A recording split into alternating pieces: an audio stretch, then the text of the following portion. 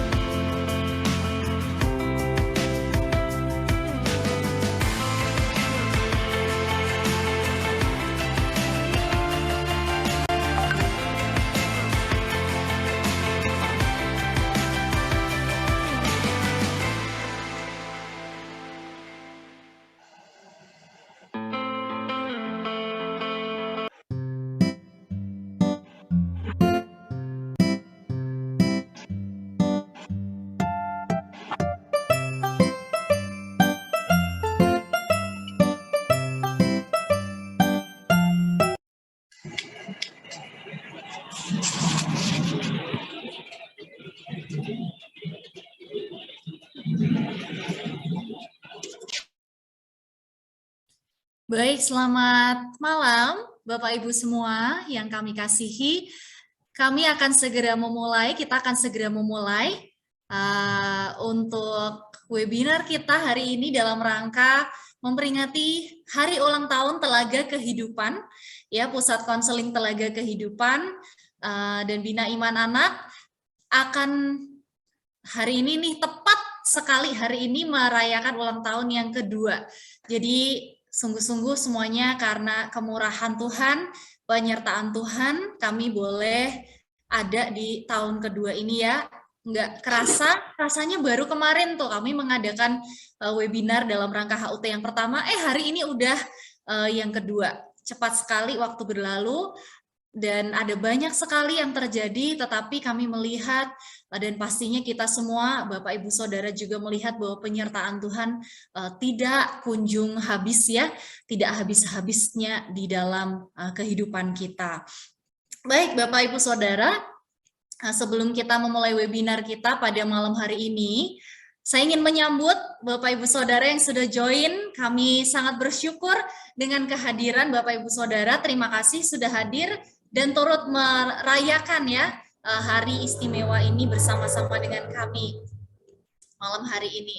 Dan kami juga mau mengingatkan sedikit saja bahwa malam hari ini selama webinar berlangsung, Bapak Ibu diharapkan untuk tetap dalam kondisi mic-nya mute supaya boleh tetap fokus ya semuanya dan tidak ada noise sehingga kita bisa sama-sama konsentrasi untuk mendengarkan pembicara.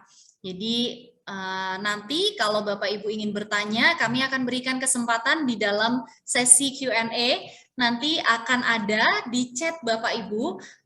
Kalau Bapak Ibu arahkan kursor ke bagian bawah ya, atau di handphone ada juga di bagian bawah, ada kolom chat. Nah di situ Bapak Ibu bisa klik dan nanti cari to Q&A ya.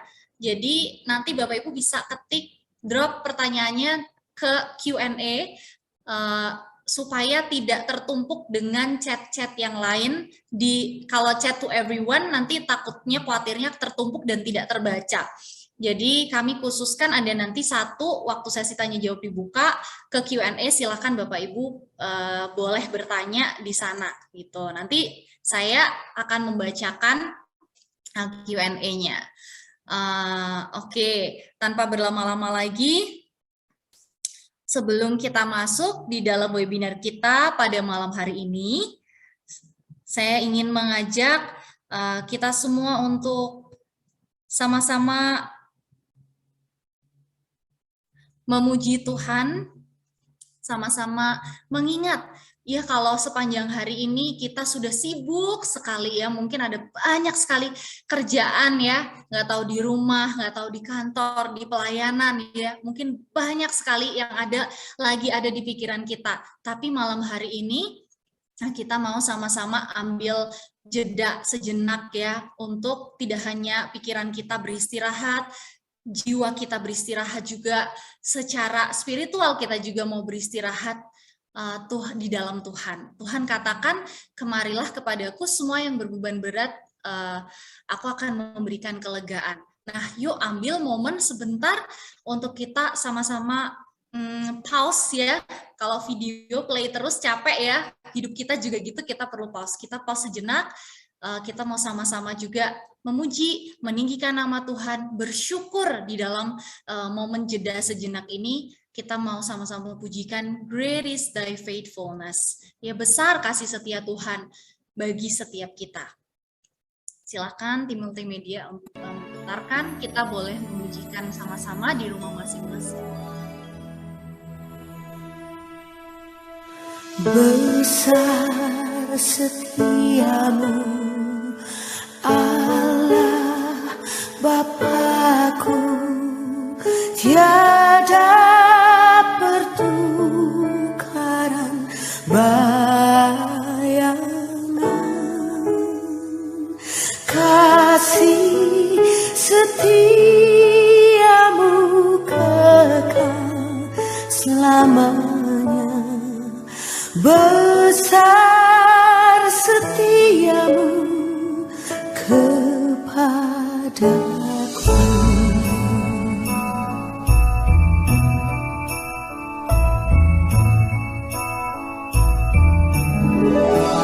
Besar setiamu Allah Bapakku, besar anugerahmu melimpahlah, takkan berkurang dan tiada berubah. Besar setiamu kepadaku, besar setiamu, besar setiamu. Setiap hari kulihat rahmatmu, kasih setiamu kekal selamanya. Besar setiamu kepadaku.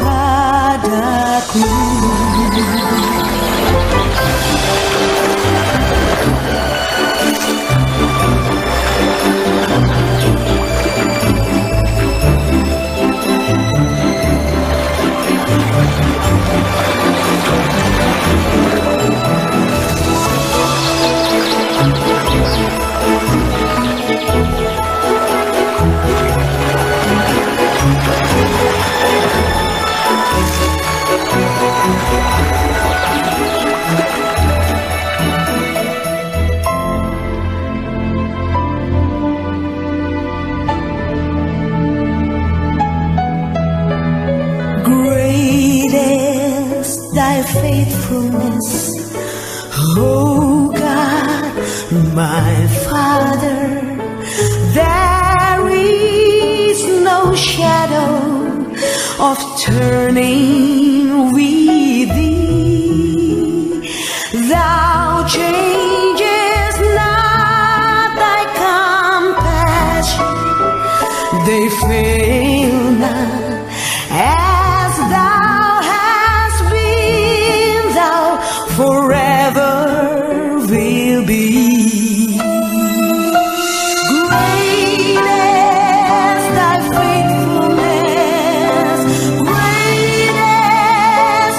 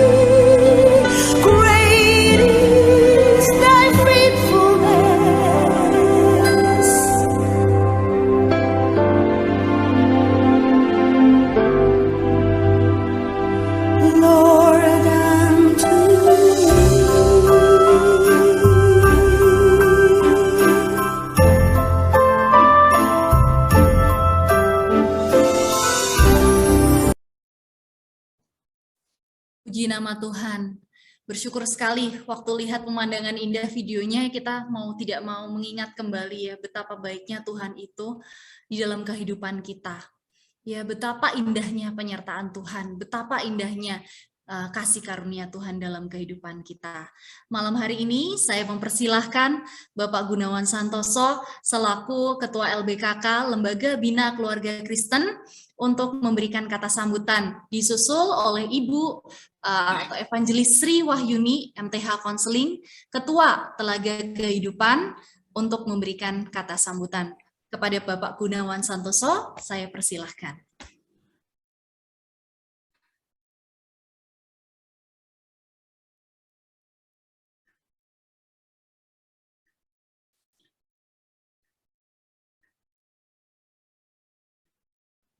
Mungkin mic-nya bisa dinyalakan, Pak? Sudah di-unmute. Sudah? Bisa terdengar? Baik, Pak. Bisa terdengar dengan jelas, terima kasih. Ya, saya ulangi ya. Baik, saudara-saudara. Selamat sore, Bapak, Ibu, dan saudara-saudara sekalian yang dikasihi Tuhan. Mewakili segenap pengurus LBKK atau Lembaga Bina Keluarga Kristen, izinkan saya mengucapkan banyak terima kasih atas peran serta Anda sekalian di acara webinar pada saat ini.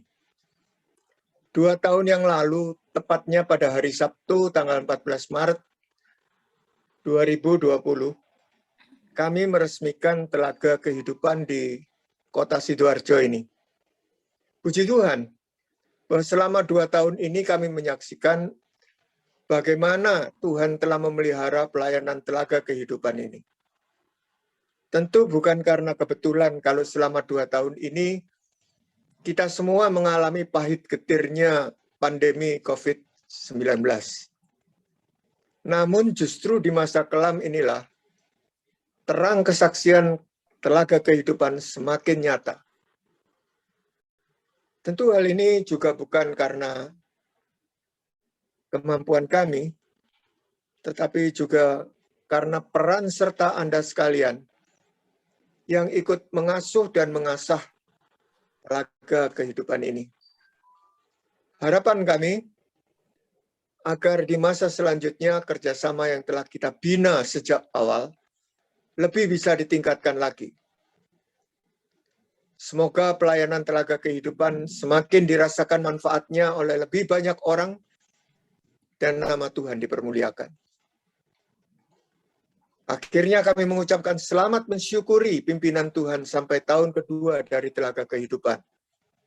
Tetaplah semangat untuk menjadi saluran berkat Tuhan bagi banyak orang. Segala kemuliaan hanya bagi Tuhan kita, Yesus Kristus. Terima kasih.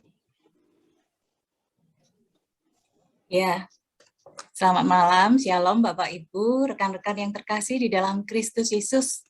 Salam kenal, nama saya Yuni. Saya mewakili Telaga Kehidupan. Sekali lagi mengucapkan terima kasih untuk kehadiran Bapak Ibu sekalian di dalam perayaan HUT Telaga Kehidupan yang kedua. Nah, sedikit perkenalan dari kami tentang profil Telaga Kehidupan. Telaga Kehidupan berada di bawah naungan Lembaga Bina Keluarga Kristen, LBKK.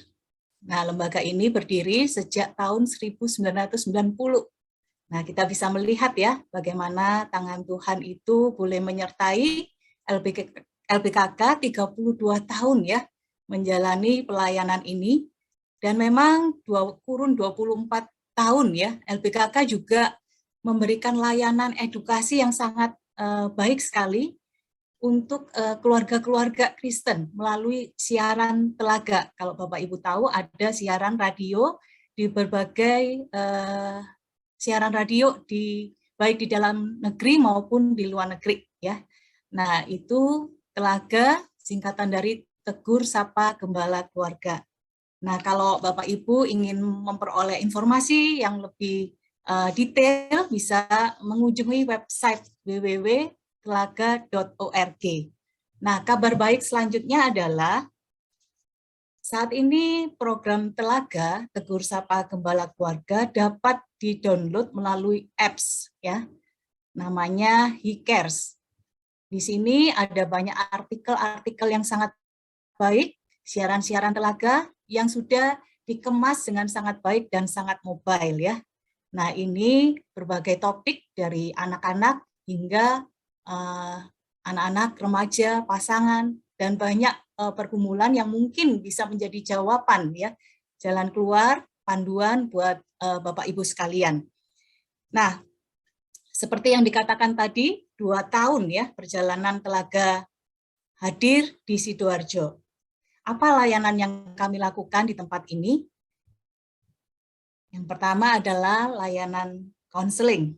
Layanan ini diberikan bersifat non-profit dan terbuka bukan hanya untuk kalangan orang Kristen, tetapi juga terbuka untuk umum. Nah, menariknya, masa pandemi ini Tuhan memang memberi kesempatan kepada kami untuk melayani orang-orang di berbagai wilayah, bukan hanya di Sidoarjo, melalui layanan konseling online.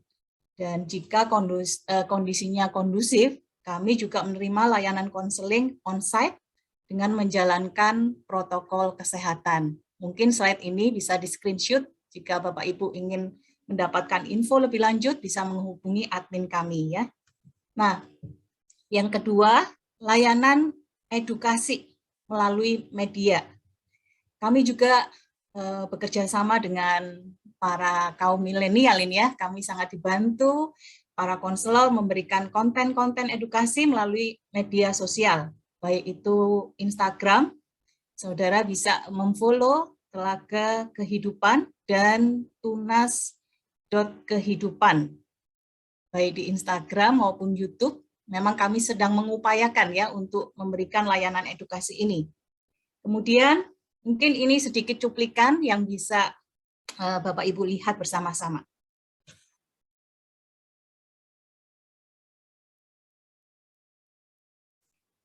Berkaitan dengan edukasi melalui media, kami memberikan sedikit cuplikan untuk boleh melihat bersama-sama.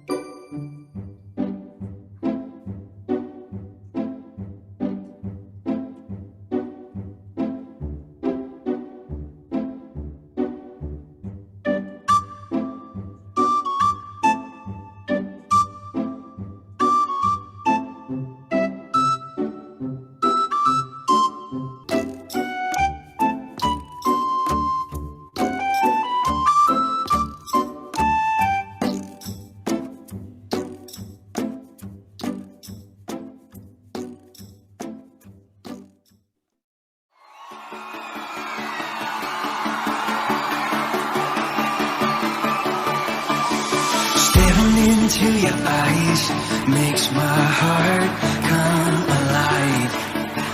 Suddenly brought to life when I met you. Reaching beyond the skies, running deep, stretching wide. Perfect love realized here with you. Come on now. Now there's nothing for real, you will never let go. Ya, Bapak Ibu, di 2 klip, mungkin di stop dulu Albert. Yang ini di stop dulu. Ya, di 2 klip yang tadi ditayangkan ada 2 proyek ya, proyek edukasi yang kami berkolaborasi ya, para konselor berkolaborasi dengan tim multimedia kami. Kami ingin memberikan tools atau media yang dapat menjadi sarana interaksi antara orang tua atau pendidik dengan anak-anak. Nah, kedua hal itu sangat kami mendorong ya Bapak Ibu untuk boleh melihat sarana ini menjadi media yang sangat baik untuk membantu anak-anak melatih kecerdasan emosi anak. Biasanya hal yang seringkali ditekankan adalah perkembangan secara kognitif loh, ya. Tetapi sisi emosi seringkali terhambat gitu ya, dan tidak terlatih. Jadi dua sarana edukasi itu, dua proyek yang kami luncurkan untuk boleh menolong para orang tua dan juga pendidik, baik guru di sekolah maupun guru-guru sekolah minggu, untuk boleh menggunakan sarana ini sehingga boleh ada interaksi, ada ikatan emosi yang sehat dengan anak-anak ya. Dan ini akan sangat baik untuk Bapak Ibu boleh menggunakan sarana ini. Nah, itu bagian yang kami kembangkan. Nah, kemudian layanan yang ketiga berkaitan dengan layanan Bina Iman Anak. Sejak Agustus tahun lalu, kami membuka kelas Bina Iman Tunas Kehidupan yang kami beri nama Tunas Kehidupan. Nah, kami rindu menjadi mitra bagi keluarga Kristen untuk membina iman dan karakter anak. Nah, kabar baiknya, kelas baru akan segera dibuka pendaftarannya. Bapak Ibu yang ingin mengikutinya bisa segera mendaftar dan membagikan informasi ini kepada saudara-saudari, sahabat, rekan-rekan yang membutuhkan. Nah, mari kita saksikan pemutaran video klipnya.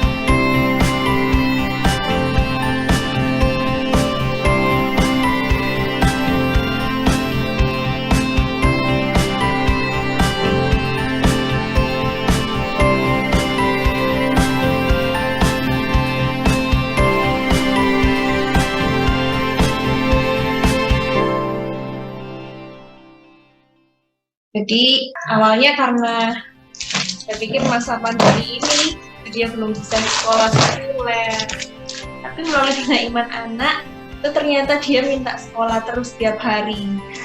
Akhirnya otomatis saya daftarkan Clement ke sekolah sekuler dan ya saya merasa dia menikmati sekolah. Jadi sering juga menanyakan missnya, kok missnya saya mau sekolah yang kayak hari Sabtu itu loh. Seperti itu ya, lebih tepatnya juga saya bersyukur dengan Bina Iman Anak memberikan jurnal-jurnal, kita memberikan materi-materi gitu. Jadi kalian juga belajar mulai dari awal, dari Alkitab, jadi lebih sistematis gitu.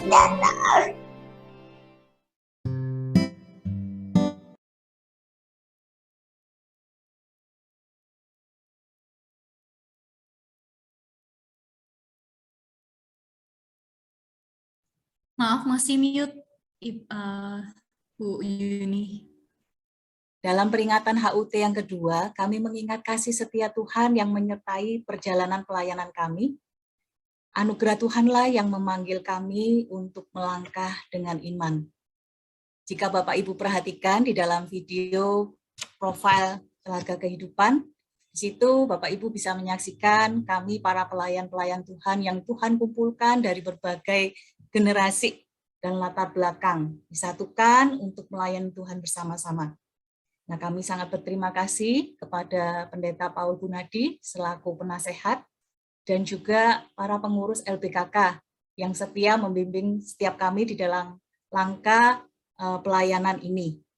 Dan sekali lagi kami juga mengucap terima kasih kepada Bapak Ibu Saudara sekalian yang juga mengulurkan tangan mendukung pelayanan Telaga Kehidupan. Nah, pada kesempatan ini kami juga membuka kesempatan bagi Bapak Ibu Saudara-saudari yang rindu ingin menjadi sahabat dalam perjalanan Telaga Kehidupan. Bapak Ibu dapat mendukung kami melalui doa, daya, dan dana.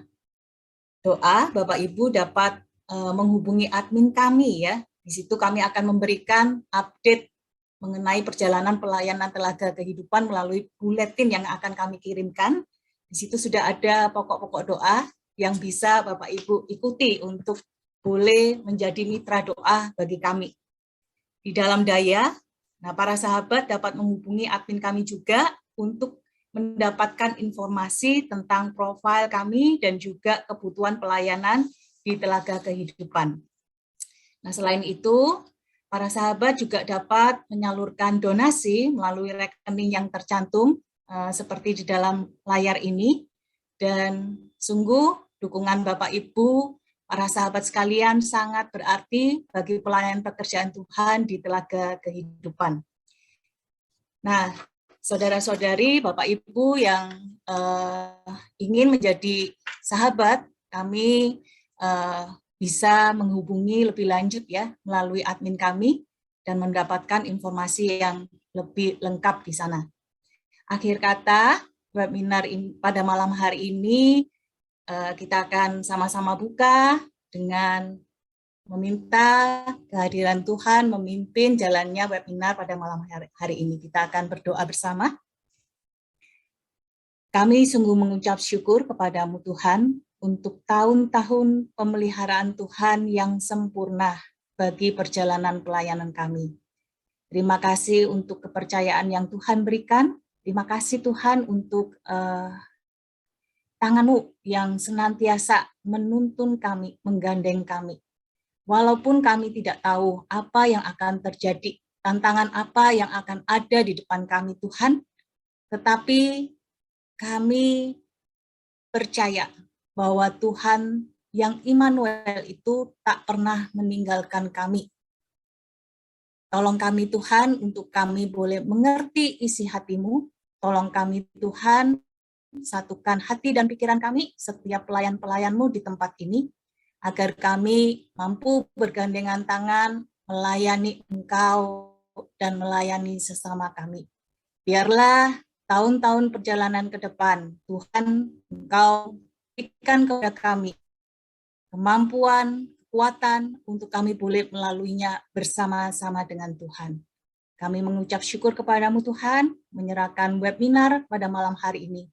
Kiranya Tuhan memberkati pembicara kami, Ibu Eni dan juga Ibu Anita yang akan memandu. Biarlah setiap teman-teman, Bapak Ibu sekalian yang hadir pada malam hari ini boleh mendapat berkat. Dalam nama Tuhan Yesus kami berdoa. Amin. Amin. Terima kasih untuk kata sambutan dari Pak Gunawan dan juga dari Ibu Sri Wahyuni. Malam hari ini kita akan sama-sama masuk dalam sesi webinar kita dengan tema Healthy Boundaries in Marriage atau batasan yang sehat di dalam pernikahan.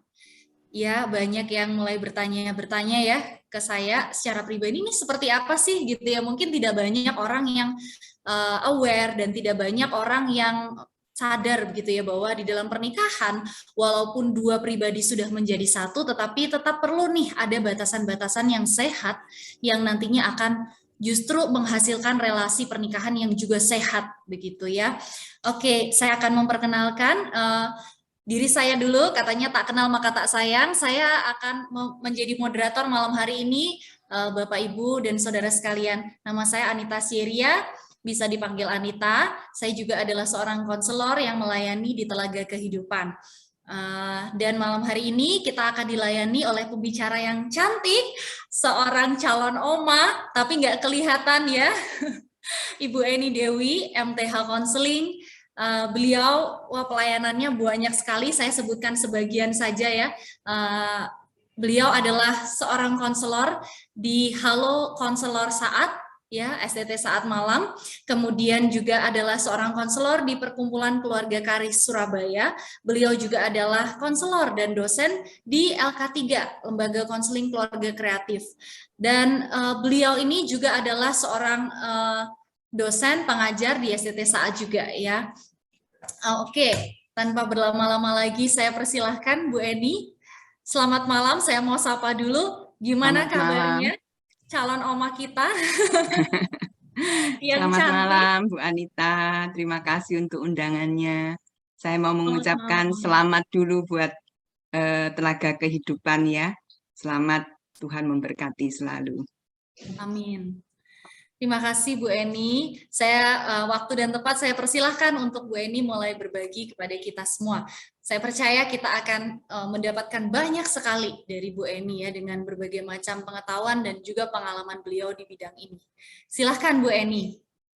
Baik, terima kasih Bu Anita. Selamat malam Bapak Ibu sekalian. Senang sekali bisa hadir di sini. Saya mengucap syukur untuk kesempatan yang diberikan kepada saya untuk memberikan satu bahan ya tentang healthy boundaries in marriage ya. Nah, sebelumnya mungkin Bapak Ibu boleh ini ya, boleh bertanya di dalam hati ya, menjawab di dalam hati ya. Pernah nggak ketemu dengan orang yang sulit sekali berkata tidak atau menolak orang lain? Aduh, kalau ngomong enggak itu rasanya, aduh, susah banget gitu ya. Atau mungkin kita sendiri adalah orang yang seperti itu. Nah, itu adalah salah satu tanda bahwa kita ini tidak memiliki boundaries atau batasan. Ya. Nah, apa itu boundaries? Nah, arti kata boundaries adalah garis batas. Ya. Henry Cloud menyebutnya itu sebagai property line. Ya. Nah, apa yang ada di dalam kotak itu ya, yang digambarkan di slide itu adalah milik saya. Ada batas tertentu yang menyatakan bahwa ini adalah milik saya dan batas yang lain itu adalah milik orang lain, property lain. Nah, setiap orang itu seharusnya memiliki punya property lain sendiri-sendiri ya, batasan sendiri-sendiri. Boleh? Nah, ini ya. Jadi setiap orang itu punya batasan sendiri-sendiri. Nah, di dalam property lain itu ada misalnya ya, emosi, pikiran, kehendak, ada pekerjaan, ada waktu, ada kemampuan, tindakan, memori, dan semua hal lain yang ada di dalam diri seseorang. Saya punya properti lain saya sendiri, dan Bapak Ibu juga punya properti lainnya sendiri. Nah, boundary atau batasan itu menyatakan adanya, yang pertama adalah kepemilikan. Artinya apa? Apa yang ada di dalam batas atau properti lain itu adalah milik pribadi setiap orang yang tidak boleh dilanggar. Nah, yang kedua, selain kepemilikan juga menyatakan adanya proteksi. Sama seperti kalau kita ini punya rumah ya, kita memiliki rumah, kita perlu melindungi apa yang ada di dalam rumah kita ini supaya orang lain itu tidak merusaknya, supaya orang lain itu tidak mengambil apa yang ada di dalam rumah kita. Proteksi. Nah, yang ketiga adalah tanggung jawab. Artinya setiap orang bertanggung jawab atas apa yang menjadi batasannya. Apa yang ada di dalam properti lainnya itu menjadi tanggung jawabnya pribadi. Saya punya emosi, pikiran, kehendak, pekerjaan, dan lain sebagainya tadi, dan saya bertanggung jawab atas hal itu semua. Demikian juga dengan orang lain. Mereka memiliki dan bertanggung jawab atas propertinya sendiri. Yang terakhir adalah batasan juga menyatakan adanya satu kebebasan. Kok bisa ya? Kok batasan tapi kok bisa bebas? Ya, benar sekali ya. Batasan sebenarnya menyatakan kebebasan kepada seseorang. Ya. Waktu kita ini tidak punya batasan, maka bisa saja orang lain itu akan mengontrol kita. Sehingga kita bisa nggak bebas. Kita sulit untuk menjadi diri kita. Kita sulit untuk melakukan apa yang kita mau. Ya. Kalau kita nggak punya batasan. Misalnya ya, ketika kita punya batasan, kita dengan bebas itu dapat berkata tidak, meskipun orang lain itu memaksa kita. Namun kalau kita ini tidak punya batasan, kita seolah terperangkap. Ya. Kita nggak bisa ngomong tidak, padahal mungkin sebenarnya kita ini nggak mau. Ya. Tapi kita nggak bisa. Ya. Kita malah terperangkap, karena kita nggak punya batasan itu tadi. Nah, ketika berrelasi dengan orang lain, itu seperti kita membuka batasan itu, garis batasnya itu ada yang dibuka, dan kita membuat pagar yang bisa dibuka. Dan kita mengizinkan orang lain itu untuk masuk dan melihat properti lain milik kita. Ya. Mereka bisa melihat emosi kita, mereka bisa melihat, oh saya sedang sedih, saya sedang marah, saya sedang khawatir. Ya. Mereka yang berelasi dengan kita mungkin juga bisa melihat pikiran kita, kehendak kita, apa yang kita inginkan, apa yang kita kerjakan, kemampuan kita, nilai diri kita, dan lain sebagainya. Nah, tadi Bu Anita sempat menyinggung ya, ketika menikah, dua orang menjadi satu, apakah itu berarti properti lain masing-masing itu dijebol, lalu membentuk, menyatu menjadi satu properti lain? Enggak. Tidak demikian. Jadi meskipun kita ini sudah menikah, kita ini tetap punya batasan sendiri-sendiri. Kita punya batasan sendiri, pasangan kita juga punya batasan sendiri. Tapi mungkin ya, kita membuat pagar yang lebih lebar daripada kalau kita ini dengan orang lain. Kita mengizinkan pasangan kita untuk melihat hal-hal yang lebih dalam dan pribadi, yang mungkin nggak semua orang itu bisa melihatnya. Tapi kita tetap memiliki dan bertanggung jawab dengan properti kita. Dan pasangan kita juga demikian, memiliki dan bertanggung jawab atas properti lainnya sendiri. Ya. Nah, menikah bukan berarti meniadakan batasan kita pribadi. Yang dimaksud dua menjadi satu di dalam pernikahan berarti tidak dapat dipisahkan, tidak dapat diceraikan. Tetapi masing-masing tetap menjadi pribadi yang mempunyai batasan sendiri. Hal-hal apa saja ya kalau kita berbicara tentang batasan, hal-hal apa saja yang perlu batasan di dalam pernikahan? Nah, memang sebenarnya ada banyak hal yang bisa dibuat batasan. Ya. Tapi paling tidak saya akan menyebutkan 5 area. Kalau disebutkan panjang sekali nanti ya, karena keterbatasan waktu, saya hanya akan menyebutkan 5. Nanti saya akan berikan contoh-contohnya. 5 area yang dalam pernikahan yang memerlukan batasan yang sehat, yaitu yang pertama adalah emosi. Maaf. Nah, emosi berarti apa? Perasaan itu valid pada dirinya. Nah, perasaan itu adalah milik pribadi seseorang. Kalau saya takut, orang lain itu tidak dapat berkata begini, gitu aja kok takut. Nggak usah takut. Nah, ya, kita kan sering gitu ya, kalau ada anak kecil takut gitu ya, atau sedih. Nggak usah sedih. Gitu aja kok sedih gitu. Kamu harus berani, kamu harus kuat. Nah, sebenarnya kita nggak bisa mengatakan seperti itu. Karena apa? Karena kita perasaan itu adalah milik kita, punya kita, ya. Dan kita bertanggung jawab terhadap emosi itu. Membuat batasan di dalam hal perasaan berarti kita itu perlu belajar mengenali, menyadari, dan kemudian mengontrol emosi kita sendiri, kemudian kita berani membagikannya kepada pasangan. Kita, misalnya ya, kalau kita ini marah. Nah, kita ini perlu mengenali, ini saya sedang marah. Dan bukan hanya tahu bahwa saya sedang marah, tapi kita juga perlu tahu apa yang membuat kita marah. Sehingga ketika kita ini berbicara dengan pasangan kita ini bisa mengatakan begini, saya ini merasa kecewa. Saya merasa kecewa dan sedih karena saya ini kok tidak dilibatkan di dalam kehidupan kami. Nah, jadi saya tahu bahwa saya kecewa, saya sedih. Tapi saya juga tahu apa sebabnya saya seperti itu. Itu karena saya tidak dilibatkan di dalam kehidupan pasangan.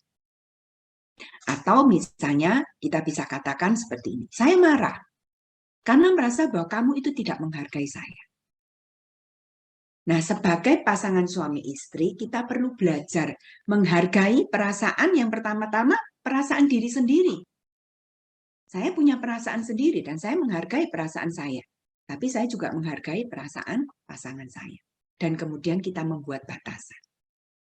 Terima, hargai, dan jangan menghakimi atau memanipulasi perasaan diri sendiri atau pasangan. Misalnya ya, memanipulasi itu ada suami yang tahu kalau istrinya itu bucin ya, budak cinta itu kata orang-orang sekarang ini. Waduh, apa-apa mau nurut, apa-apa setuju ya. Nah, karena suaminya tahu ini bucin banget gitu ya, lalu dia memanfaatkan perasaan itu dan meminta istri melakukan apapun perintahnya. Nah, ini bukan batasan yang sehat. Jadi yang pertama, kita perlu batasan yang sehat di dalam hal perasaan. Yang berikutnya adalah kita perlu membuat batasan di dalam tindakan. Setiap orang itu bertanggung jawab bukan hanya terhadap perasaan ya, tetapi juga terhadap tindakannya sendiri. Kita perlu membedakan antara perasaan dan tindakannya.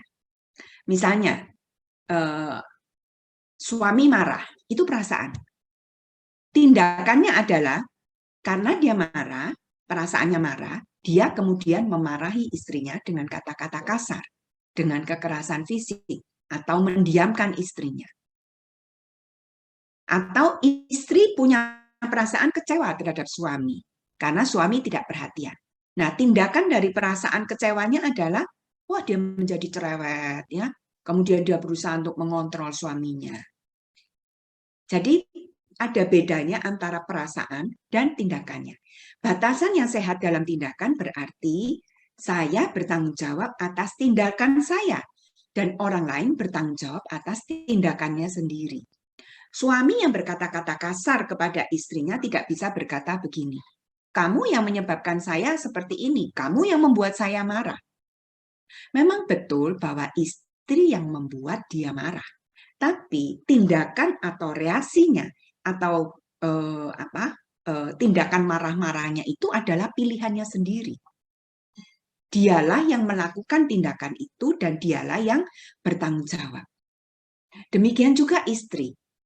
Dia tidak bisa berkata, kamu yang menyebabkan saya cerewet, kamu yang menyebabkan saya itu mengontrol hidupmu karena kamu nggak perhatian sama saya. Nggak bisa seperti itu ya. Jadi meskipun orang lain itu membuat kita merasa perasaan negatif, marah, sedih, kecewa. Tapi kalau kita ini mengerti batasan, ya, kita tahu bahwa tindakan kita adalah tanggung jawab kita. Karena itu,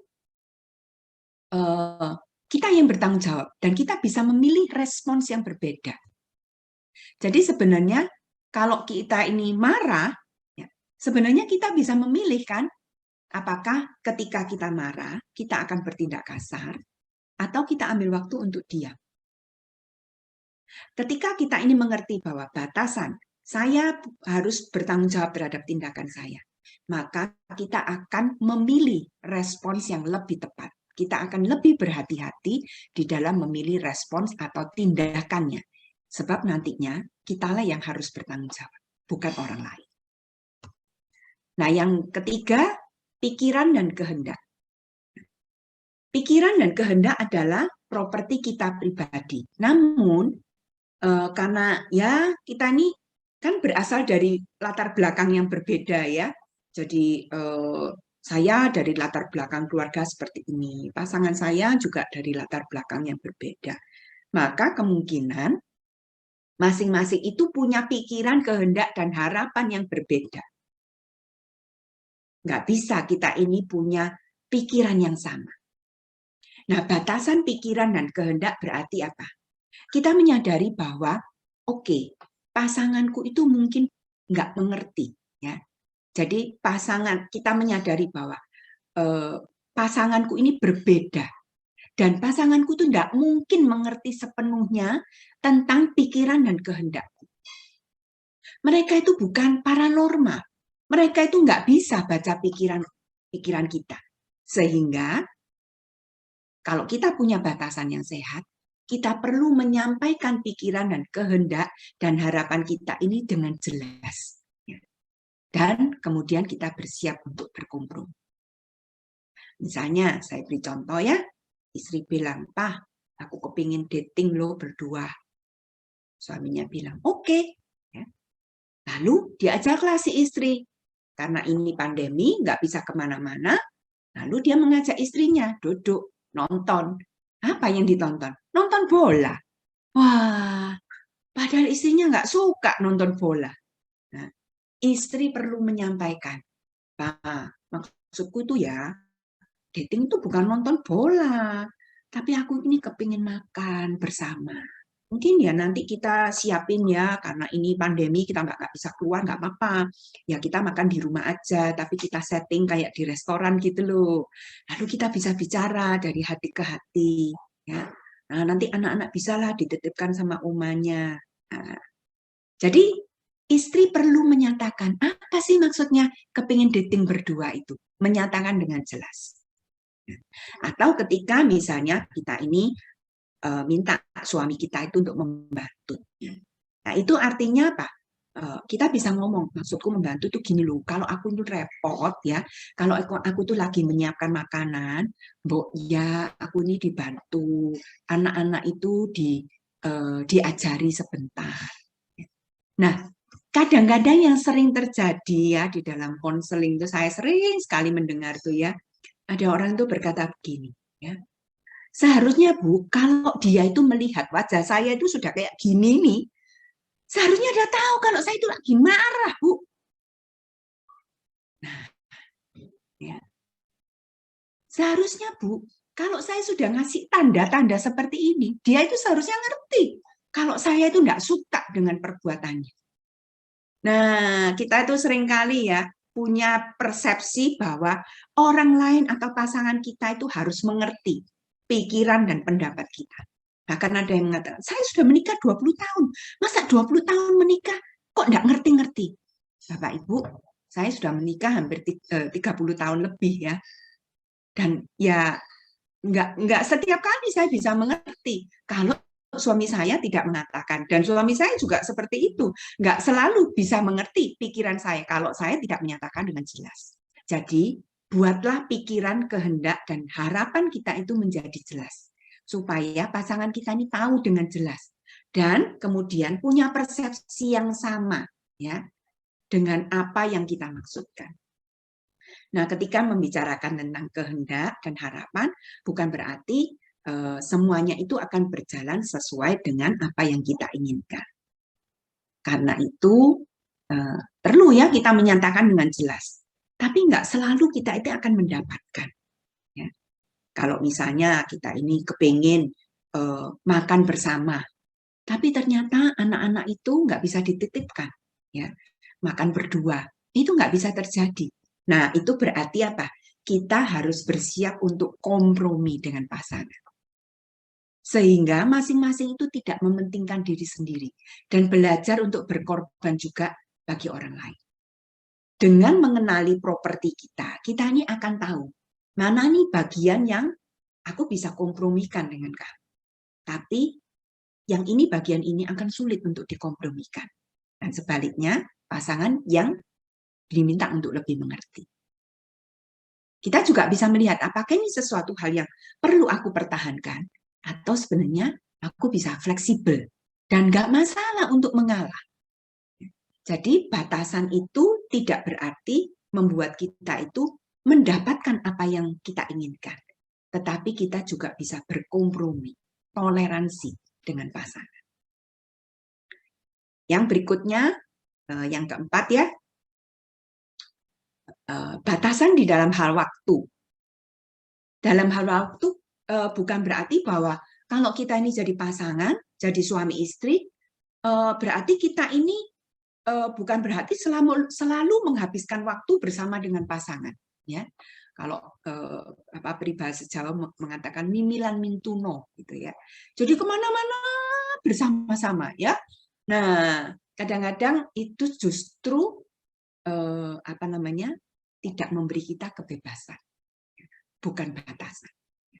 Batasan seperti yang tadi ya kita sudah jelaskan di atas, batasan itu menyampaikan adanya kebebasan.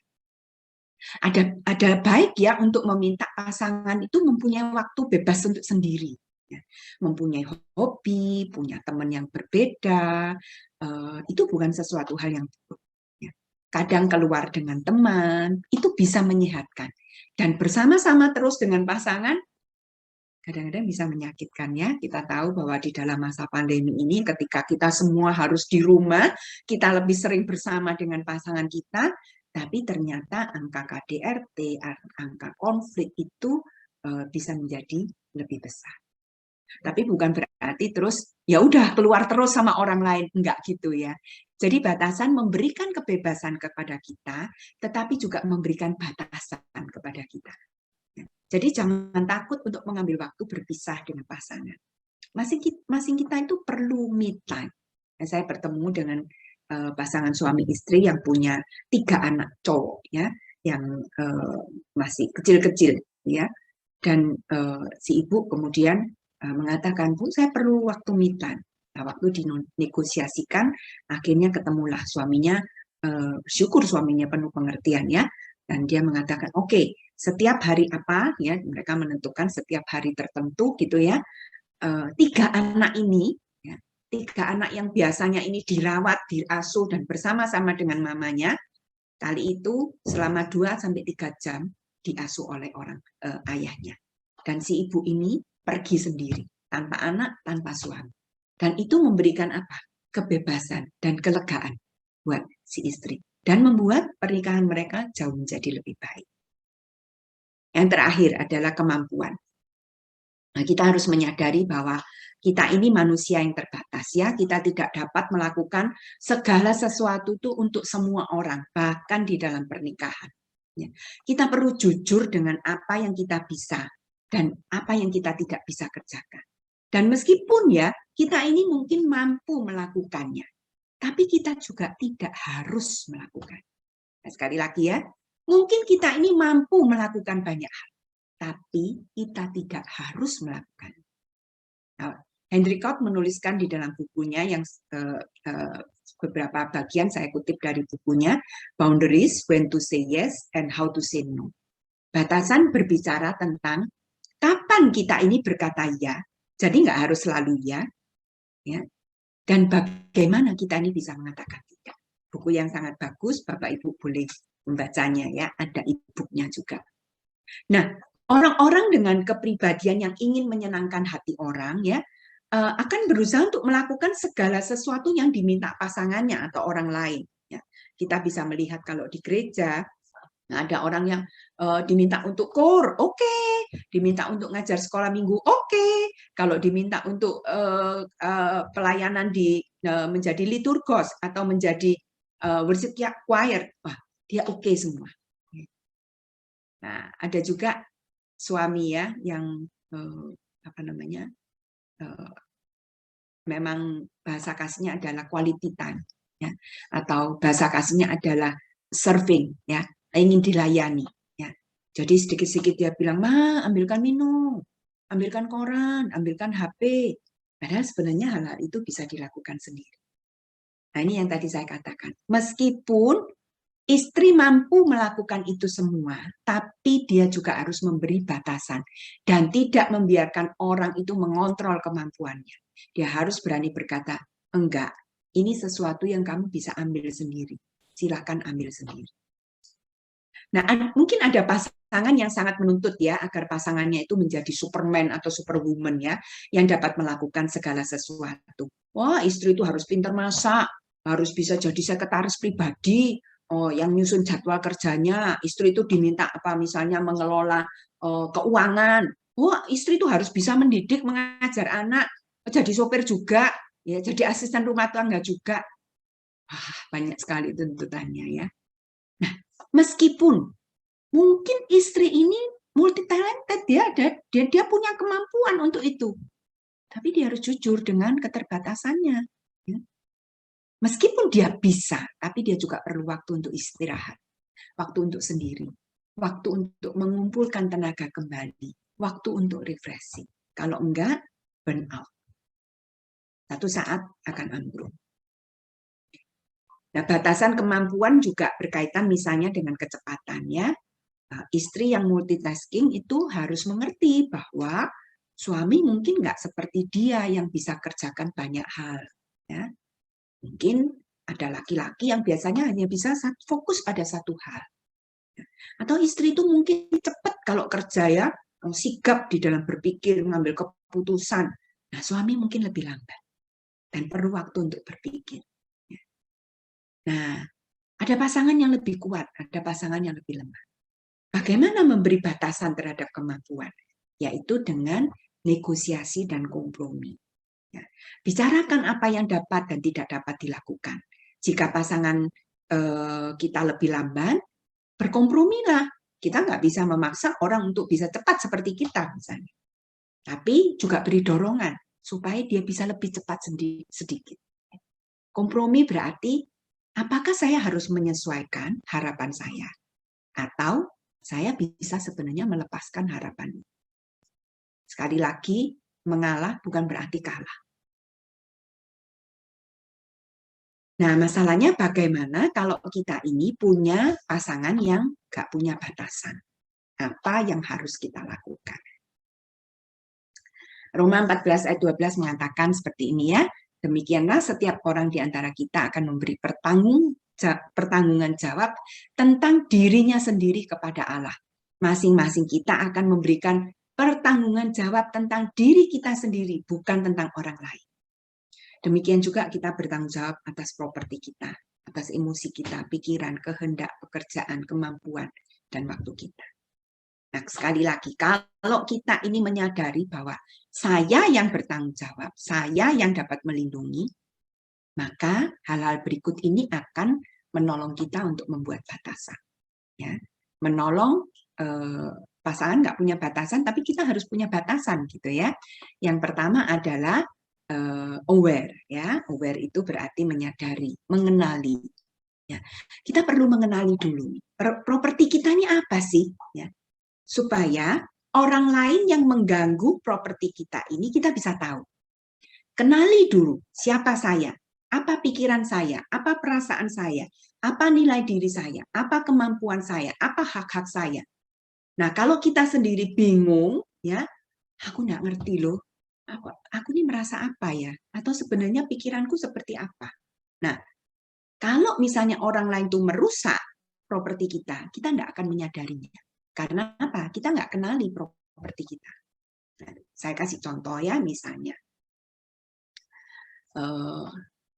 Ada budaya sungkan ya, kalau di Jawa ini ya. Mungkin kita ini sungkanan ya. Jadi kalau pasangannya itu minta kita melakukan sesuatu, ya, kita ini akan berusaha untuk melakukannya. Ya. Pasangannya nggak punya batasan ya. Rasanya kok nggak enak ya kalau menolak. Akhirnya secara perlahan, sadar atau tidak sadar, pasangan ini yang tidak punya batasan ini akan pakai rasa sungkan ini sehingga properti kehendak kita dikuasai oleh dia. Dan kita nggak berani menolak. Kita selalu menuruti apa kemauannya, meskipun kita nggak mau melakukannya. Nah, bagaimana kita bisa membuat batasan? Kalau kita ini menyadari, kalau kita ini punya tahu ya, oh ya, iya ya, kok aku ini sungkanan ya, kok kalau orang lain tuh menyuruh aku melakukan ini itu kok aku mau terus ya, kenapa ya kok aku itu sungkanan? Nah, kita boleh self talk atau kita bisa tanyakan kepada diri sendiri, kenapa sih? Nah, kalau kita bisa menelaah sendiri, kita mungkin akan menemukan jawabannya. Oh, karena aku takut ya. Sebenarnya aku itu butuh penerimaan. Kalau aku ini membuat batasan, kalau aku berkata tidak, mungkin orang itu akan meninggalkan aku. Mungkin orang itu tidak akan menerima aku, tidak akan mengasihi aku. Nah, kalau kita ini bisa mengerti, bisa mengenali masalah kita, nah kita mungkin perlu untuk cari pertolongan. Misalnya melalui konseling. Kita akan belajar untuk bagaimana ya konselor akan menolong kita untuk kenapa kok ada rasa sungkan ini ya. Dan pelan-pelan kita akan belajar. Jadi yang pertama adalah sadari dulu, apa sih, siapa sih saya ini, apa yang menjadi masalah di dalam diri saya. Nah, nanti di dalam konseling kita bisa melihat ya, kalau sungkan mau menolak, ya kita bisa belajar. Belajar untuk apa? Menghargai kehendak saya. Tidak selalu harus menuruti pasangan saya. Yang kedua adalah clear. Salah satu cara untuk membuat batasan adalah, seperti yang tadi saya sudah jelaskan, menyatakan dengan jelas apa yang kita mau. Aku merasa kamu tidak menghargai aku waktu kamu berbicara itu dengan membentak-bentak. Aku nggak suka. Kamu boleh nggak setuju, tapi jangan bentak. Nah, itu kita memberikan batasan. Atau, please ya, kalau kamu pergi, tolong kasih tahu aku. Aku nggak suka ya mendengar rencanamu itu dari orang lain.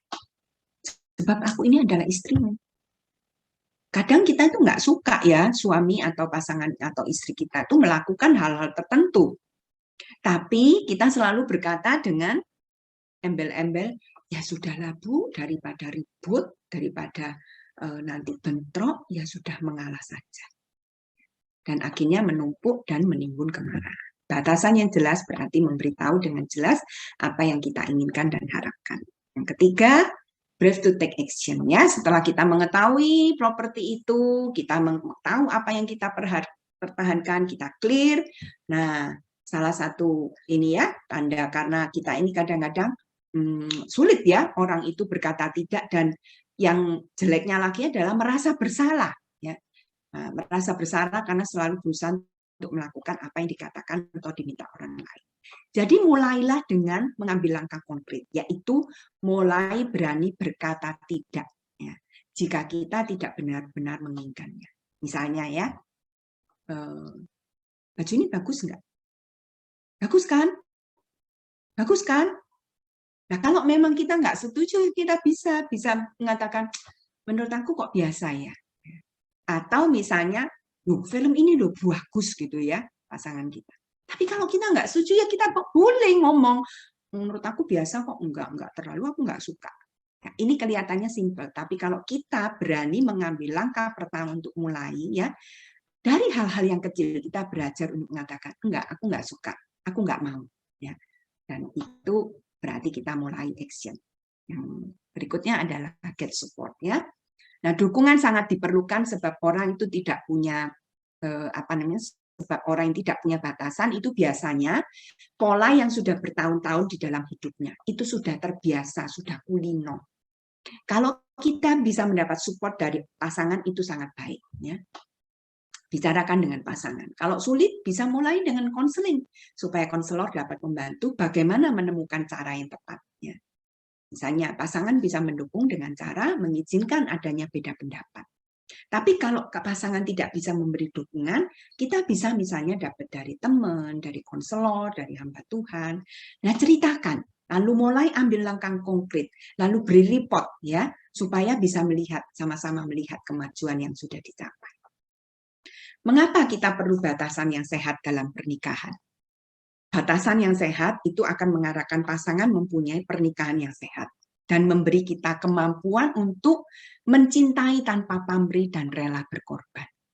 Nah, pernikahan yang sehat berarti tidak ada kekerasan, pelecehan, dan manipulasi di dalam relasi.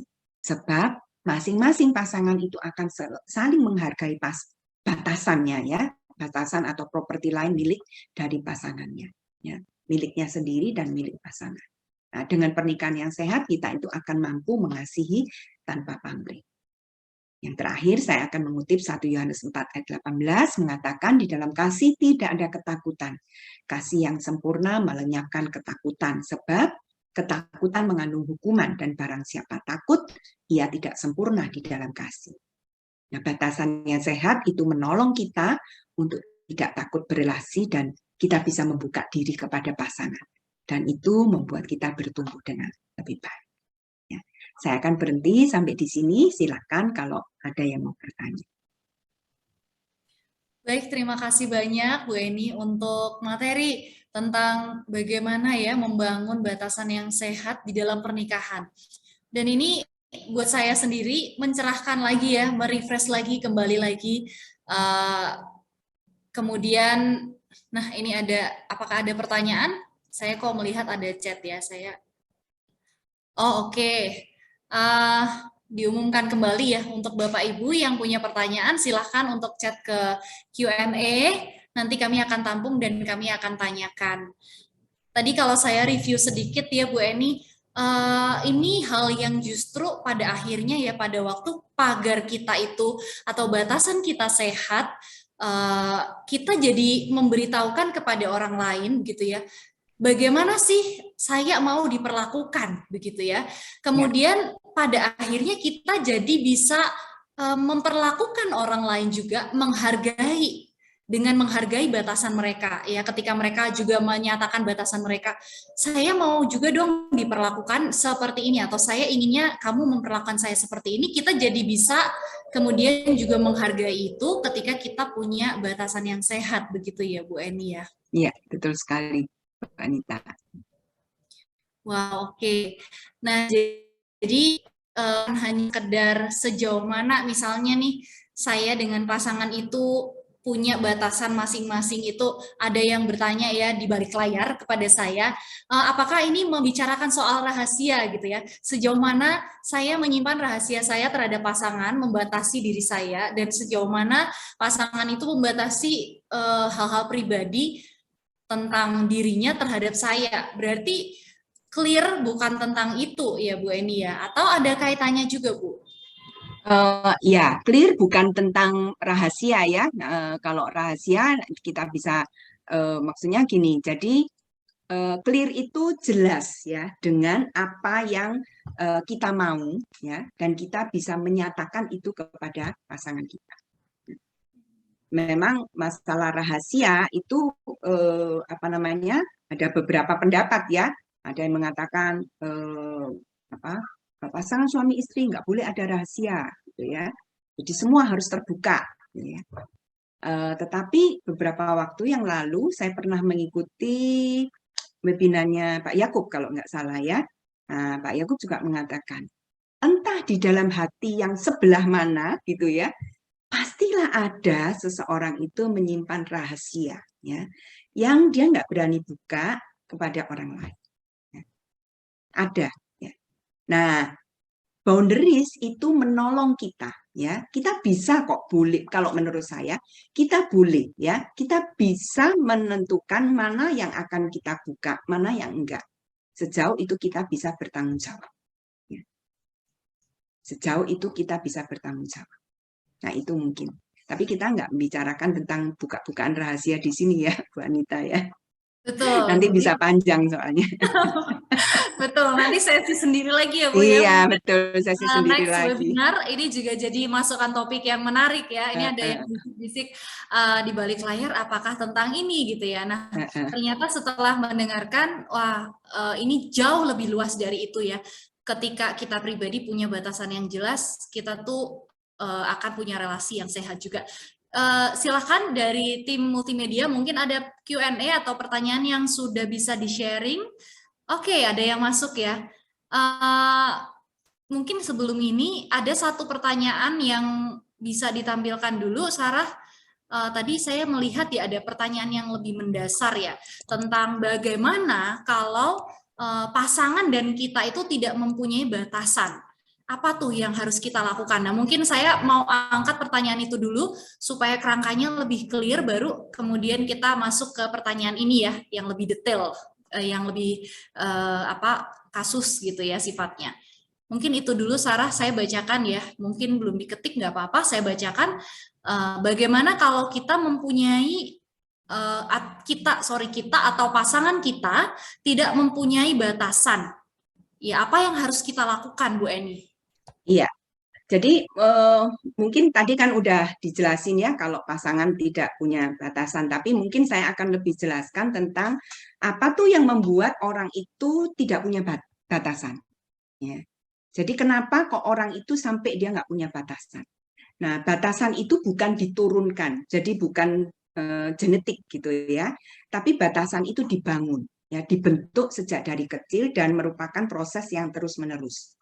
Nah, justru batasan itu tahap yang paling penting terjadi justru pada masa kanak-kanak, ya, ketika karakter kita itu mulai dibentuk. Nah, kalau kita mau jawab, kenapa kok orang itu nggak punya batasan? Ya, karena yang pertama dia nggak punya rasa aman. Kita tahu bahwa tugas perkembangan pertama bayi adalah melekat kepada ayah dan ibunya. Mereka perlu belajar bahwa mereka itu diterima, mereka itu dikasihi, mereka itu bisa merasa aman di dalam dunia ini. Kalau mereka itu mendapatkan itu, dan mereka percaya bahwa mereka dikasihi, mereka punya kelekatan yang aman, ya. Nah, kemudian mereka mulai belajar tentang keterpisahan. Ya, kita sering lihat ya bayi-bayi kalau misalnya mamanya pergi, bayinya nangis ya, karena merasa loh mamaku kok nggak ada, nggak terlihat gitu. Nah ini mereka mulai belajar tentang keterpisahan. Ya. Tapi kalau mereka itu sudah punya kelekatan yang aman, nah, rasa percaya mereka bahwa mereka itu dikasihi, mereka tidak akan takut dengan keterpisahan. Ya. Bayi-bayi yang sehat, yang punya kelekatan aman, itu meskipun mamanya pergi, dia tidak akan menangis. Karena tahu bahwa mereka itu aman. Ya. Nah, orang-orang yang tidak punya boundaries, salah satu sebabnya adalah karena mereka tidak merasa aman. Mereka merasa kalau mereka membuat batasan, justru mereka akan ditinggalkan dan tidak dikasihi. Itu sebabnya mereka tidak mau buat batasan. Atau mereka mau punya batasan tapi nggak sehat. Misalnya dengan menutup diri, mereka tidak mau menjalin relasi dengan orang lain, ya, karena takut kehilangan. Gitu. Jadi yang pertama adalah tentang rasa aman. Yang kedua, tentang dapat dipercaya. Ya. Setelah kelekatan, anak mulai belajar ya untuk otonomi. Nah, anak diajar untuk tidak bergantung pada orang tua, bersosialisasi dengan orang lain, untuk melakukan hal-hal sederhana yang sendiri ya, untuk lepas dari kontrol orang tua, misalnya toilet training, makan, pakai baju sendiri, pakai sepatu sendiri, menyimpan mainannya. Nah, ini berarti anak itu dipercaya untuk melakukan hal-hal sendiri dan dikasih tanggung jawab tentang hal-hal yang dia bisa lakukan. Ya. Nah, jika fase ini dilewati dengan baik, dia itu tidak akan bergantung kepada orang lain. Ya. Dan dia tidak akan membiarkan orang lain mengatur hidupnya. Jadi ini dasar ya. Satu, punya rasa aman. Kedua, dia bisa dipercaya. Ya. Dia bisa percaya dan bisa dipercaya. Dan yang ketiga adalah karena sejak kecil mungkin tidak menerima batasan. Ya, ketika anak masih kecil, dia itu perlu didisiplin dengan ketat, ya, diberi batasan yang tegas. Ya, ini boleh, ini tidak boleh, ini baik, ini tidak baik. Itu waktu kecil. Kita tidak bisa katakan kepada anak kecil, ya terserahlah, anak umur 2 tahun, 3 tahun kita katakan, terserah kamu mau kebaktian atau enggak, terserah kamu mau makan atau enggak, terserah kamu. Enggak, kita enggak bisa ya. Kita enggak boleh mengatakan seperti itu. Kenapa? Karena secara kognitif anak itu belum mampu untuk mengambil keputusan. Jadi waktu masa bayi, masa 5 tahun atau 6 tahun ke bawah itu justru harus ada disiplin yang ketat, batasan yang ketat. Ya. Nah, setelah dia bertambah besar, barulah orang tua itu memberikan lebih banyak kebebasan dan negosiasi. Kalau dari kecil, ya tidak pernah diberi batasan, akhirnya dia akan tumbuh menjadi orang yang tidak punya batasan. Nah, salah satu pelajaran penting ya mengenai batasan juga menunda pemuasan diri. Nah, batasan bahwa ya nggak semua hal itu yang diinginkan dia itu bisa dipenuhi saat itu juga. Nah, ini penting bagi anak-anak. Nah, kenapa orang tidak punya batasan? Mungkin bisa dilihat flashback ya ke childhood-nya ya, ke masa kecilnya. Apakah pada masa itu dia mendapatkan pola asuh yang baik? Itu yang mendasar ya, Bu Anita. Itu sih kalau dari saya.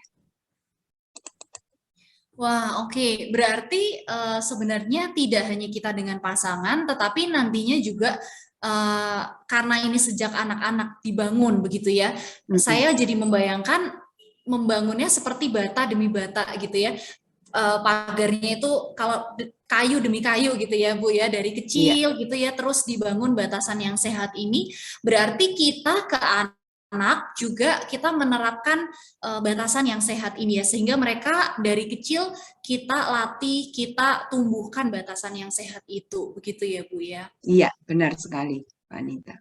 Oke, baik, ini baik sekali. Oke, kalau begitu ke pertanyaan yang selanjutnya, silahkan saya bacakan ya. Saya adalah seorang suami, istri saya setiap hari menelpon ibunya, akibatnya istri jarang bicara dengan suami tentang kehidupan keluarga. Sejauh mana batasan mungkin ya, batasan ibu mertua terlibat dalam kehidupan keluarga saya. Oke, terima kasih untuk pertanyaannya, Pak. Ya, ini berarti kemungkinan keluarga dari istri Bapak itu adalah keluarga yang orang bilang tuh enmes ya, enmes tuh nggak ada batasan. Jadi masalah anak itu adalah masalah orang tua adalah masalah anak ya. Nah, ini perlu dibicarakan ya. Jadi perlu dibicarakan dengan istri. Memang betul bahwa kita ini harus menghormati orang tua. Tetapi orang tua itu seharusnya juga menghormati kehidupan pasangan anak-anaknya. Ya. Jadi kalau sebagai orang tua kita nggak boleh gitu ya. Saya juga seorang mertua gitu ya. Kalau orang Surabaya moro-moro tuwo gitu ya. Nah, menjadi morotuwo itu yang memoro-moro tuwo itu ya, kadang-kadang kita tuh masih kepingin gitu ya, kepingin untuk ngasih tahu anak lah, salah satu contoh ya yang mungkin baru-baru ini saya alami dengan anak ya, waktu kami lagi video call gitu ya, terus anak saya lagi bicarakan soal main gitu, lalu dia bilang gini, "Mah, nanti kalau kami punya anak, Mah, anakku mau tak suruh jadi gamer." Waduh, saya jadi kaget, hah? Jadi gamer gitu kan. Tapi saya terus nggak menahan diri gitu, nggak bisa saya bilang gini, jangan kok atau jangan Mi, nggak boleh itu. Nah itu ya saya berdoa sih ya, tapi nggak bisa kita itu terus harus ikut campur dengan urusan dari kehidupan keluarga anak-anak. Kalau mereka minta pendapat kita, oke, gitu ya.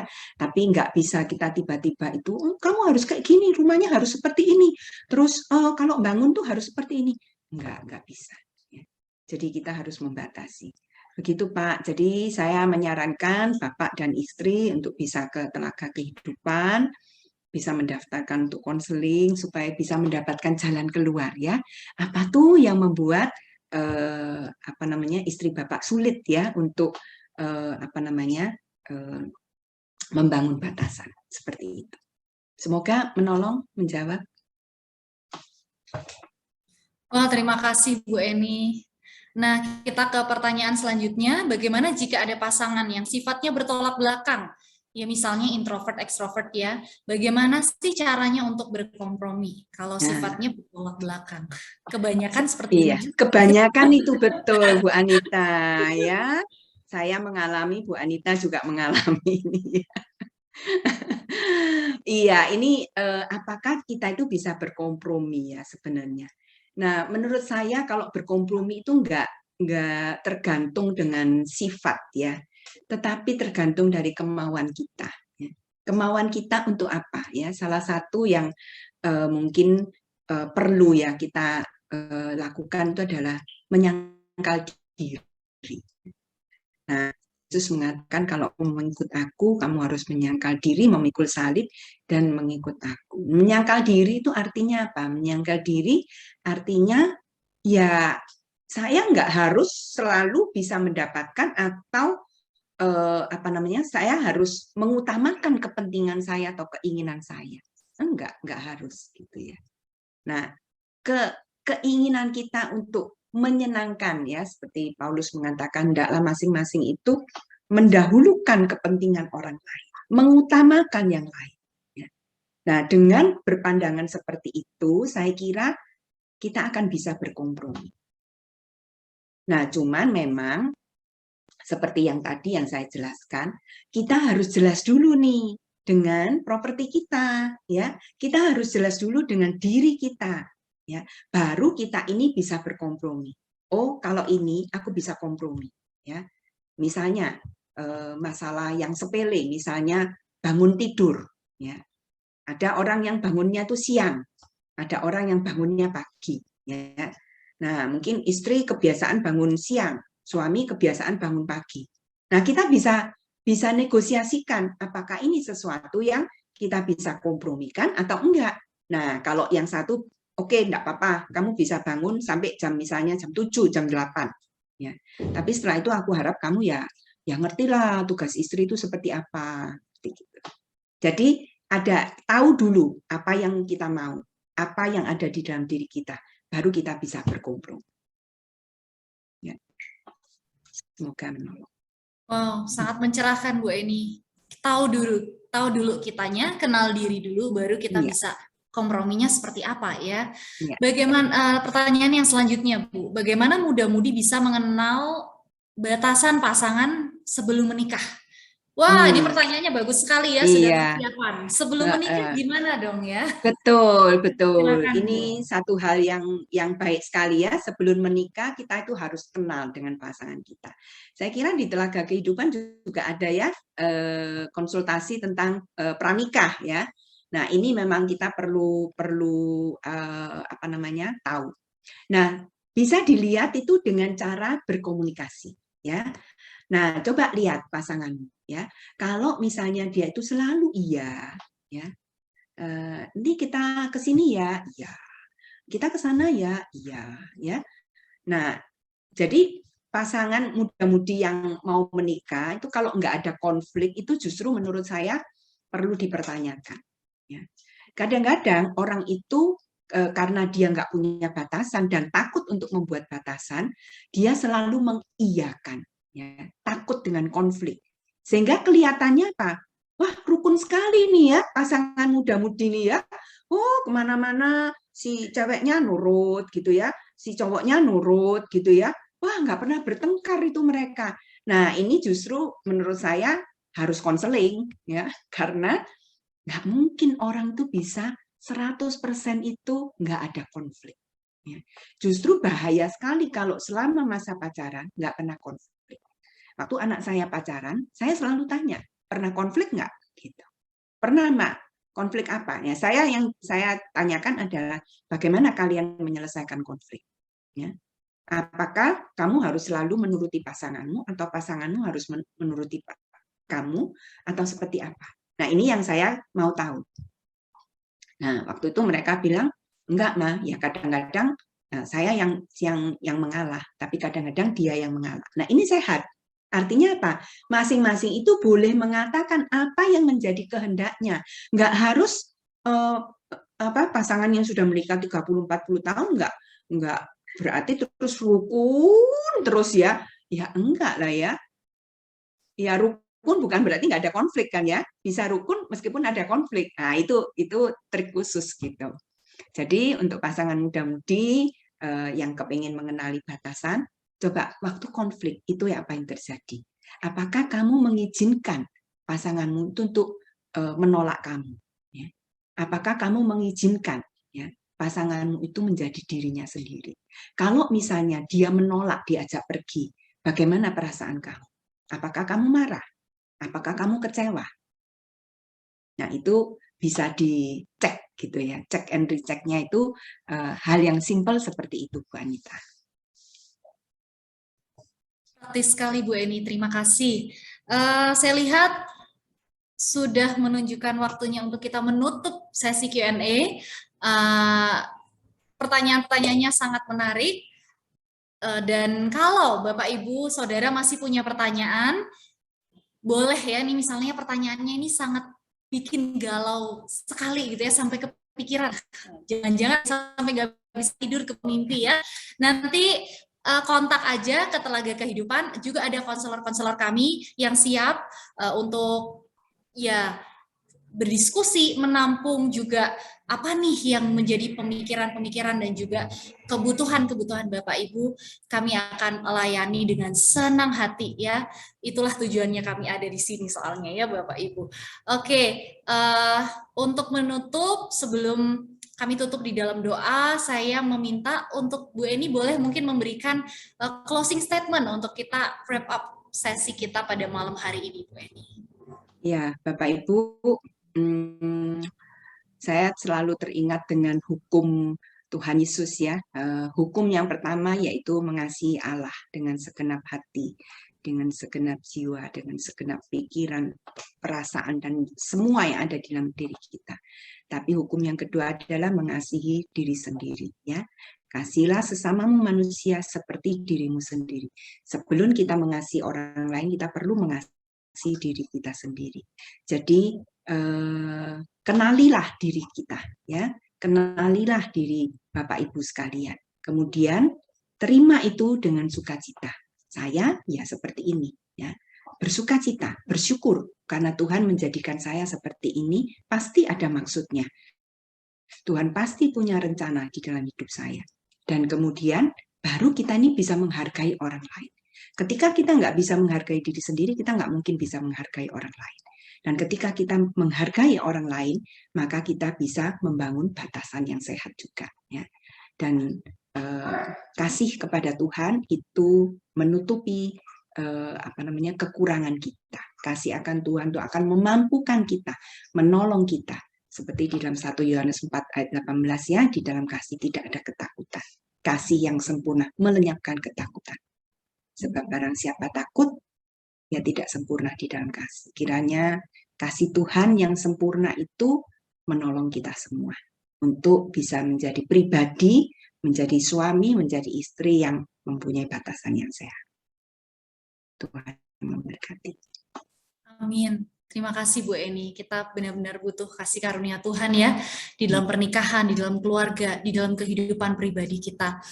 Bapak Ibu Saudara, rasanya tidak afdol ya kalau belum foto bersama dalam rangka memperingati HUT Telaga Kehidupan yang kedua tahun.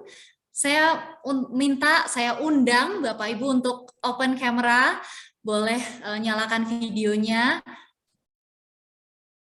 Wow, terima kasih sudah menyalakan videonya Bapak Ibu. Kita mau foto bersama ya, supaya kita punya kenang-kenangan bersama ya. Oke. Silahkan untuk tim multimedia, dari tim multimedia, silahkan untuk screenshot ya, capture. Saya persilahkan, saya serahkan. Baik, saya akan mulai fotonya. 1, 2, 3, tahan terus. 1, 2, 3, terus. 1, 2, 3. Baik, terima kasih. Terima kasih Sarah. Baik, untuk menutup acara webinar dalam rangka HUTTK yang kedua tahun ini, saya minta dengan hormat Bu Eni Dewi untuk menutup kita dalam doa. Silakan. Mari kita berdoa. Bapa di dalam surga, kami mengucap syukur karena kasih-Mu yang begitu besar di dalam kehidupan kami sudah Engkau nyatakan dengan sempurna melalui Tuhan Yesus yang lahir, mati, dan bangkit, dan sekarang sedang menyediakan tempat bagi kami di surga. Kami mengucap syukur Tuhan, dan kami berdoa untuk setiap kami yang ada di tempat ini. Pasangan suami istri, mungkin pasangan yang akan menikah, kami berdoa. Mohon belas kasihan Tuhan untuk menolong kami agar kami boleh mengenal diri kami sendiri. Dengan kami boleh mengenal diri kami sendiri Tuhan, kami boleh belajar ya Bapak untuk membuat batasan-batasan secara pribadi. Sehingga ketika nanti kami menikah atau kami yang sudah ada di dalam pernikahan, kami boleh membangun batasan itu dan mempunyai relasi yang lebih sehat dengan pasangan kami. Tuhan tolonglah, karena kami ini manusia yang penuh dengan dosa. Karena kami ini manusia yang egonya tinggi sekali. Kami seringkali ya Tuhan mengutamakan kepentingan diri kami sendiri, dan kami tidak mau berkorban bagi orang lain. Karena itu kiranya kasih-Mu yang sempurna itu menutupi kami, melingkupi kami, sehingga kami mampu untuk melakukannya dengan pertolongan Tuhan. Kami berdoa Bapak untuk setiap pasangan suami istri dan pasangan muda-mudi yang akan menikah di tempat ini. Berkatilah mereka Bapak. Kami juga bersyukur untuk Telaga Kehidupan, kami berdoa untuk para konselor, untuk para pengajar, para staf. Tuhan Engkau mengetahui hati mereka. Kiranya berkat-Mu turun atas mereka, kasih karunia dan damai sejahtera yang dari Allah Bapa, Allah Putra, dan Allah Roh Kudus itu terus-menerus memampukan mereka, menyertai mereka, dan memberkati mereka. Terima kasih Bapak untuk webinar pada malam hari ini. Kami percaya Tuhan Kau sudah memberkati kami. Di dalam nama Tuhan Yesus Kristus kami berdoa dan kami bersyukur.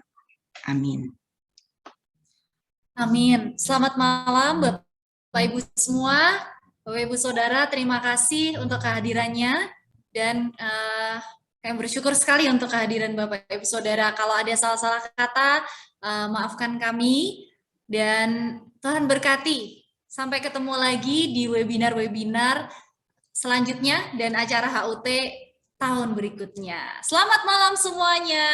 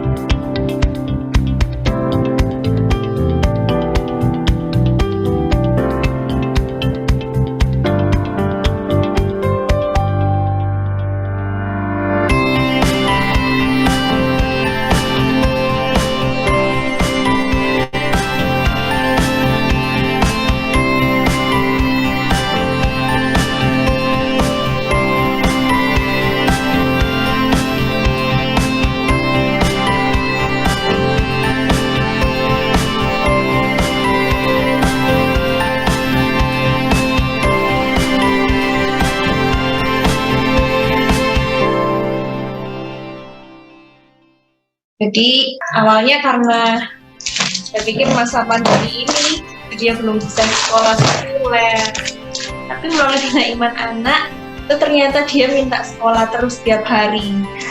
Akhirnya otomatis saya daftarkan Clement ke sekolah sekuler dan ya saya merasa dia menikmati sekolah. Jadi sering juga menanyakan missnya, kok missnya saya mau sekolah yang kayak hari Sabtu itu loh. Seperti itu ya, lebih tepatnya juga saya bersyukur dengan Bina Iman Anak memberikan jurnal-jurnal, kita memberikan materi-materi gitu. Jadi kalian juga belajar mulai dari awal di Alkitab jadi lebih sistematis.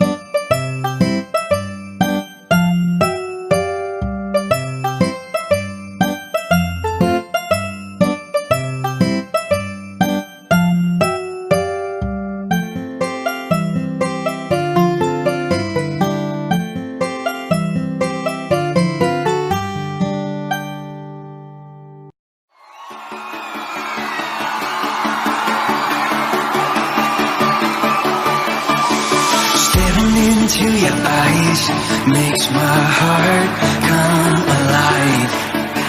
Suddenly brought to life when I met you.